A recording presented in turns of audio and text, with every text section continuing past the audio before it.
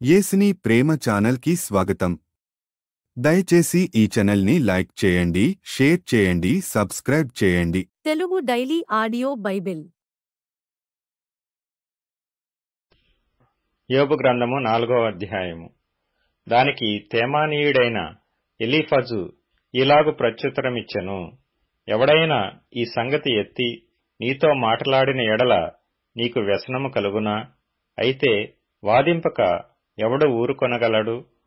అనేకులకు నీవు బుద్ధి నేర్పిన వాడవు, బలహీనమైన చేతులను బలపరిచిన వాడవు. నీ మాటలు తొట్రిల్లు వానిని ఆదుకొనియుండెను. కృంగిపోయిన మోకాళ్లు గలవానిని నీవు బలపరిచితివి. అయితే ఇప్పుడు శ్రమ నీకు కలుగగా నీవు దుఃఖాక్రాంతుడవైతివి. అది నీకు తగులగా నీవు కలవరపడుచున్నావు. నీ భక్తి నీకు ధైర్యము పుట్టింపదా? నీ యథార్థ ప్రవర్తన నీ నిరీక్షణకు ఆధారము కాదా? జ్ఞాపకము చేసుకొనుము, నిరపరాధి అయిన ఒకడు ఎప్పుడైనా నశించెనా? యథార్థవర్తనలు ఎక్కడనైనా నిర్మూలమైరా? నేను చూచినంతవరకు అక్రమమును దున్ని కీడును విత్తువారు దానినే కోయుదురు. దేవుడు ఓదగా వారు నశించుదురు. ఆయన కోపాగ్ని శ్వాసము వలన వారు లేకపోవుదురు. సింహ గర్జనయు క్రూరసింహపు శబ్దమును నిలిచిపోవును. కొదమసింహముల కోరలును విరిగిపోవును.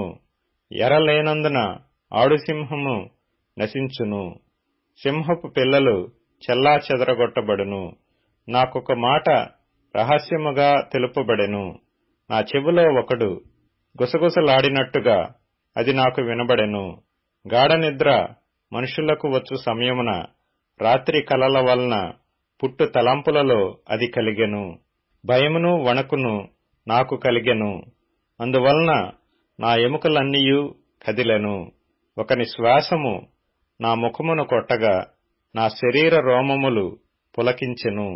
అది నిలువబడగా దాని రూపమును నేను గుర్తుపట్టలేకపోతిని. ఒక రూపము నా కన్నుల ఎదుట నుండెను. మెల్లనైన యొక్క కంఠస్వరమును నేను వింటిని. ఏమనగా, దేవుని సన్నిధిని మర్త్యులు నీతిమంతులగుదురా? తమ్ము సృజించిన వాని సన్నిధిని నరులు పవిత్రులగుదురా? ఆయన తన సేవకులను నమ్ముటలేదు. తన దూతలయందు లోపములు కనుగొనుచున్నాడు. జిగటమంటి ఇండ్లలో నివసించు వారి యందు, మంటిలో పుట్టిన వారి యందు చిమ్మట చితికిపోవున్నట్లు చితికిపోవు వారి యందు మరి ఎన్ని కనుగొనును? ఉదయము మొదలుకొని సాయంత్రము వరకు ఉండి వారు బద్దలైపోవుదురు. ఎన్నికలేని వారై సదాకాలము నాశనమైయుందురు. వారి డేరా త్రాడు తెగవేయబడును. వారు బుద్ధి కలుగకయే మృతి నొందుదురు. అలాగుననే జరుగుచున్నది కదా. యోబు గ్రంథము 5వ అధ్యాయము. నీవు మరలిడిన ఎడల నీకు ఉత్తరమీయగలవాడెవడైనా నుండునా? పరిశుద్ధ దూతలలో ఎవని తట్టు తిరుగుదువు? దౌర్భాగ్యమును గూర్చి ఏడ్చుట వలన మూఢులు నశించెదరు. బుద్ధిలేని వారు అసూయ వలన చచ్చెదరు. మూఢుడు వేరు తన్నుట నేను చూచియున్నాను. అయినను తోడనే అతని నివాస స్థలము శాపగ్రస్తమని కనుగొంటిని. అతని పిల్లలు సంరక్షణ దొరకకయుందురు. గుమ్మములో నలిగిపోవుదురు. వారిని విడిపించువాడెవడనూ లేడు. ఆకలి గొనిన వారు అతని పంటను తినివేయుదురు. ముండ్ల చెట్లలో నుండియు వారు దాని తీసుకొందురు. బోనులు వారి ఆస్తి కొరకు కాచుకొనియున్నవి. శ్రమ ధూళిలో నుండి పుట్టదు. బాధ భూమిలో నుండి మొలవదు. నిప్పురవ్వలు పైకి ఎగురునట్లు నరులు శ్రమానుభవమునకే పుట్టుచున్నారు. అయితే నేను దేవునిని ఆశ్రయించుదును. దేవునికే నా వ్యాజ్యమును అప్పగించుదును. ఆయన పరిశోధింపజాలని మహాకార్యములను, లెక్కలేనన్ని అద్భుత క్రియలను చేయువాడు. ఆయన భూమి మీద వర్షము కురిపించువాడు, పొలముల మీద నీళ్లు ప్రవహింపజేయువాడు. అట్లు ఆయన దీనులను ఉన్నత స్థలములలో నుంచును. దుఃఖపడు వారిని క్షేమమునకు లేవనెత్తును. వంచకులు తమ పన్నాగములను నెరవేర్చనేరకుండా ఆయన వారి ఉపాయములను భంగపరచును. జ్ఞానులను వారి కృత్రిమములలోనే ఆయన పట్టుకొనును. కపటుల ఆలోచనను తలక్రిందు చేయును. పగటివేళ వారికి అంధకారము తారసిల్లును. రాత్రి ఒకడు తడువులాడునట్లు మధ్యాహ్న కాలమున వారు తడువులాడుదురు. బలాఢ్యుల నోటి ఖడ్గము నుండి వారి చేతిలో నుండి ఆయన దరిద్రులను రక్షించును. కావున బేదలకు నిరీక్షణ కలుగును. అక్రమము నోరు మూసికొనును. దేవుడు గద్దించు మనుష్యుడు ధన్యుడు. కాబట్టి సర్వశక్తుడగు దేవుని శిక్షను తృణీకరింపకము. ఆయన గాయపరచి గాయమును కట్టును. ఆయన గాయము చేయును. ఆయన చేతులే స్వస్థపరచును.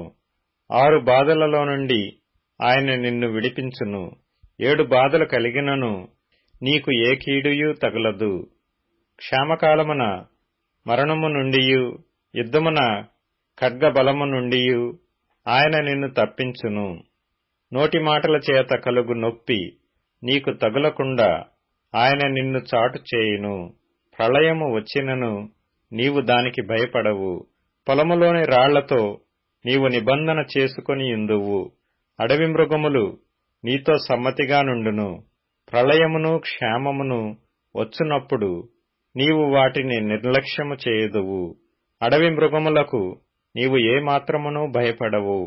నీ డేరా క్షేమ నివాసమని నీకు తెలిసియుండును. నీ ఇంటి వస్తువులను నీవు లెక్క చూడగా ఏదియూ పోయియుండదు. మరియు నీ సంతానము విస్తారమగుననియు నీ కుటుంబీకులు భూమి మీద పచ్చిక వలె విస్తరించుదురనియు నీకు తెలియను. వాటి కాలమున ధ్యానపు పనులు ఇల్లు చేరునట్లు పూర్ణ వయస్సు గలవాడవై నీవు సమాధికి చేరెదవు. మేము ఈ సంగతి పరిశోధించి చూచితిమి, అది అలాగే యున్నది. యోబు గ్రంథము 6వ అధ్యాయము. ఈ మాట ఆలకించి నీ మేలు కొరకు తెలుసుకొనుము. దానికి యోబు ఇట్లని ప్రత్యుత్తరమిచ్చెను. నా దుఃఖము చక్కగా తూచబడునుగాక. దాని సరిచూచుటకై నాకు వచ్చిన ఆపద త్రాసులో పెట్టబడునుగాక. అలాగున చేసిన ఎడల నా విపత్తు సముద్రములు ఇసుక కన్నా బరువుగా కనపడను. అందువలన నేను నిరర్ధకమైన మాటలు పలికితిని. సర్వశక్తుడగు దేవుని అంబులు నాలో చొచ్చెను. వాటి విషమును నా ఆత్మ పానము చేయుచున్నది. దేవుని భీకర కార్యములు నాతో యుద్ధము చేయుటకై పంక్తులు తీరుచున్నవి. అడవిగాడిద గడ్డి చూచి ఓండ్ర పెట్టునా? ఎద్దు మేత చూచి రంకెవేయునా? ఉప్పులేక ఎవరైనా రుచిలేని దాని తిందురా? గ్రుడ్డులోని తెలుపులో రుచి కలదా? నేను ముట్టనొల్లని వస్తువులు నాకు హేయములైనను అవియే నాకు భోజన పదార్థములాయను. ఆహా, నా విన్నపము నాకు నెరవేర్చబడునుగాక. నేను కోరుదానిని దేవుడు నెరవేర్చునుగాక. దేవుడు తన ఇష్టానుసారముగా నన్ను నలుపునుగాక. చేయజాడించి ఆయన నన్ను నిర్మూలము చేయునుగాక. అప్పుడు నేను పరిశుద్ధ దేవుని మాటలను ఒప్పుకొనకుండా లేదని నేను ఆదరణ పొందుదును. మరియు నేనెంత వేదన పడుచుండునను దాని బట్టి హర్షించుదను. నా బలము ఏపాటిది? నేను కనిపెట్టుకొనుట ఏలా? నా అంతము ఏపాటిది? నేను తాడుకొనుట ఏలా? నా బలము రాళ్ల బలము వంటిదా? నా శరీరము ఇత్తడిదా? నాలో త్రాణ ఏమీయూ లేదు గదా. శక్తి నన్ను బొత్తిగా విడిచిపోయెను గదా. కృంగిపోయినవాడు సర్వశక్తుడగు దేవునియందు భయభక్తులు మానుకొనినను స్నేహితుడు వానికి దయచూపతగును. నా స్నేహితులు ఎండిన వాగువలను మాయమైపోవు జల ప్రవాహముల వలను నమ్మకూడని వారైరి. మంచుగడ్డలుండుట వలన హిమము వాటిలో పడుట వలనను అవి మురికిగా కనబడును. వేసవి రాగానే అవి మాయమైపోవును. వెట్ట కలుగగానే అవి తమ స్థలమును విడిచి ఆరిపోవును. వాటి నీళ్లు ప్రవహించు దారి త్రిప్పబడును. ఏమియూ లేకుండా అవి ఇంకిపోవును. సమూహముగా ప్రయాణము చేయు తేమ వర్తకులు వాటిని వెతుకుదురు. షేబ వర్తకులు వాటి కొరకు కనిపెట్టుదురు. వారు వాటిని నమ్మినందుకు అవమానమొందుదురు. వాటి చేరువకు వచ్చి కలవరపడుదురు. అటువలే మీరు లేనట్టుగానేయున్నారు. మీరు ఆపదను చూచి భయపడుచున్నారు. ఏమైనా దయచేయుడని నేను మిమ్మును అడిగితినా?